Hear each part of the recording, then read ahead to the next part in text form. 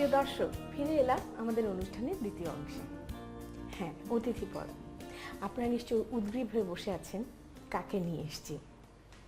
এবার আমরা যাকে পেয়েছি তিনি প্রকৃত একজন সঙ্গীত শিল্পী, কিন্তু যার মেঠো সুর আপনাদের প্রাণ ছুঁয়ে যার বলিষ্ঠ কণ্ঠের লোকগীতি আপনাদের ভিতরে সজাতীয় দেশাত্মবোধকে জাগিয়ে তোলে, আর কেউ নয়, তিনি হচ্ছেন কিরণচন্দ্র রায়। কিরণদা, আপনি আমাদের অনুষ্ঠানে এসেছেন, আপনাকে অনেক অনেক শুভেচ্ছা। অনেক শুভেচ্ছা তোমাকেও। আমার খুব ভালো লাগছে যে আজকে একটি চমৎকার রান্নার অনুষ্ঠানে আমি সচরাচর শুধু গান শুনিয়ে শ্রোতাদের সামনে আসি। আচ্ছা আচ্ছা, আজকে রান্নার অতিথি হয়ে এসে আমার ভীষণ ভীষণ ভালো লাগছে, আর বিশেষ করে তোমার অনুষ্ঠান বলে কথা। ওরে বাবা, আমার সৌভাগ্য আমরা কিরণদাকে আজকে পেয়েছি। কিরণদা, আপনি কি রান্না করে দেখাবেন আমাদের?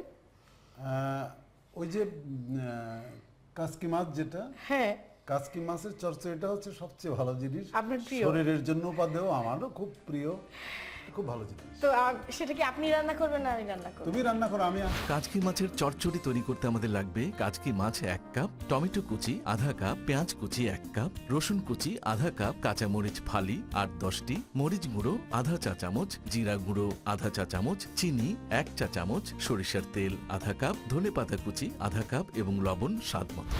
এতে আমি দিচ্ছি টমেটো, বেশ কিছু টমেটো, এবং যতটা কাচকি মাছ তার প্রায় 1.5 গুণ পেঁয়াজ কুচি। পেঁয়াজ কুচির পরিমাণটা একটু বেশি। আচ্ছা, সেই সাথে প্রায় কাচকি মাছের অর্ধেক রসুন কুচি, অবশ্যই একটু ভিন্ন ধরনের, বেশ কিছু কাঁচামরিচ ফাড়া, এবং আমি হলুদ দেব না, এতে দেব একটু সামান্য সামান্য মরিচের ফাঁকে, কারণ আমি যথেষ্ট পরিমাণ কাঁচামরিচ দিয়েছি। এইবার এতে দেব একটু ভাজা জিরার গুঁড়া।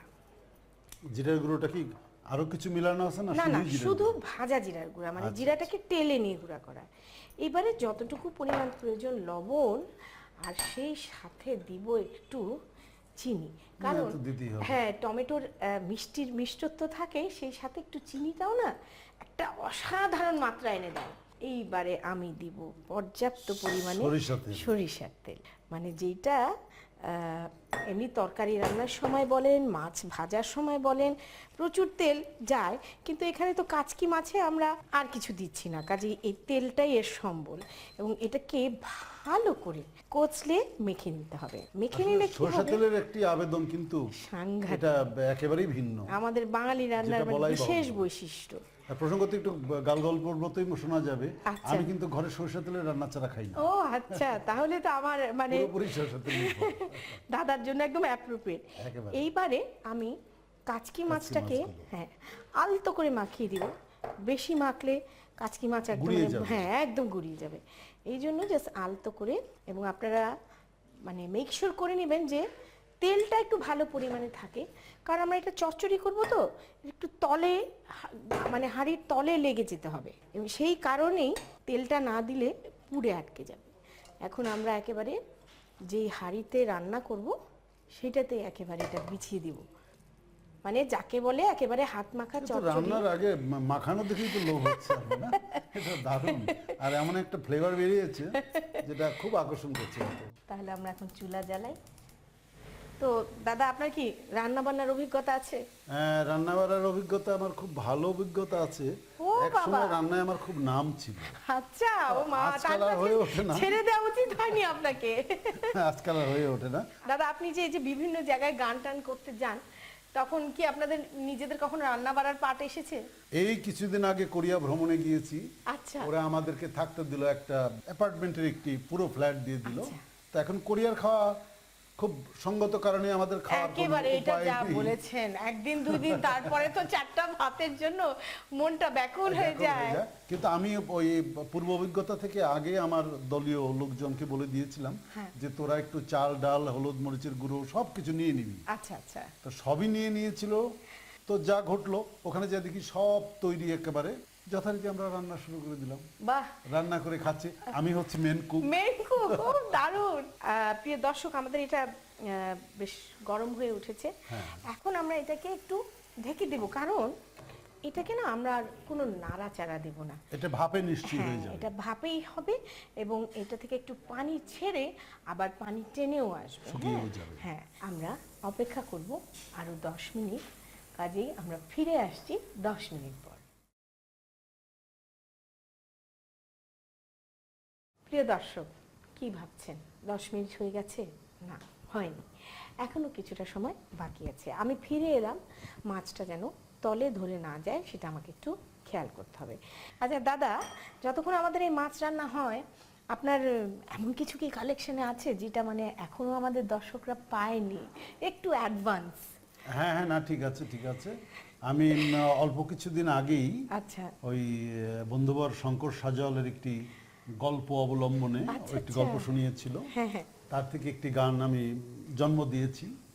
সেটি হচ্ছে যে একজন সাধারণ মানুষ নায়ের মাঝি তার চাওয়ার সাথে পাওয়ার যে সঙ্গতি, সেটা কত ছোট এবং তাতে তারা কত তৃপ্ত। কত তৃপ্ত, কত এই কম কথাটি। ওদের চাওয়া। যেমন না? আজকে আমরা রান্না করছি কাচকি মাছ, হ্যাঁ। অনেক বড় বড় পাঙাশ, বোয়াল, রুই, কাতল, তার থেকে এই কাচকি মাছটি ছোট হলেও তার মধ্যে যে কত বেশি প্রোটিন, কত বেশি পুষ্টি। আমার শরীরের জন্য পুষ্টি, হ্যাঁ, এটা কিন্তু বলাই বাহুল্য। তা ঠিক তেমনি হারে ও পড়শি কইও খবর গিয়া আমার গায়, এই গরিবের কপাল ফিরছে দিন দিছে আল্লাহ। হারে এই গরিবের কপাল ফিরছে দিন দিছে আল্লাহ। হারে ও পড়শি কইও খবর গিয়ায় আমার গায়। অসাধারণ অসাধারণ। আপনারা অপেক্ষায় থাকুন এই গানটার পুরোটা শোনার জন্য। আমার তো মন আকুপাকু করছে। আমাদের এটা বোধহয় হয়ে গেছে। না, এখন আমরা একটু ধনেপাতা দিব এর মধ্যে। আচ্ছা। অসাধারণ গান শুনতে শুনতে আমাদের রান্না হয়ে গেছে। দাদা নিশ্চয়ই গন্ধ পাচ্ছেন। গন্ধ মানে আমি তো মানে গন্ধে মাতারা হয়ে যাচ্ছি। আমি ভাবছি কখন শুধু একটু খেতে পারবো। আর বেশি অপেক্ষা করতে হবে না, চুলাটা অফ করে দিলাম। এই দেখুন দর্শক, এই যে হাড়ির নিচে লেগে লেগে হ্যাঁ, আসবে, নিচে একটু লেগে এই হচ্ছে। জন্যই এটাকে বলে চচ্চড়ি। আপনারা পুড়ে গেছে বলে ভয় পাবেন না, এই পোড়া পোড়া স্বাদটাই কিন্তু এটার মজা। হ্যাঁ, একটু যদি হাড়ির নিচে না লাগে তাহলে কিন্তু এটার অর্থাৎ বিষয়টা কি কমপ্লিট হবে না। বিষয়টা কি আলপনা এরকম যে ওই পাশ দিয়ে চর পড়েছে আর ওইটার উপর আমরা চড়েছি, তাই এটার নাম চরচড়ি। চচ্চড়ি, দারুণ।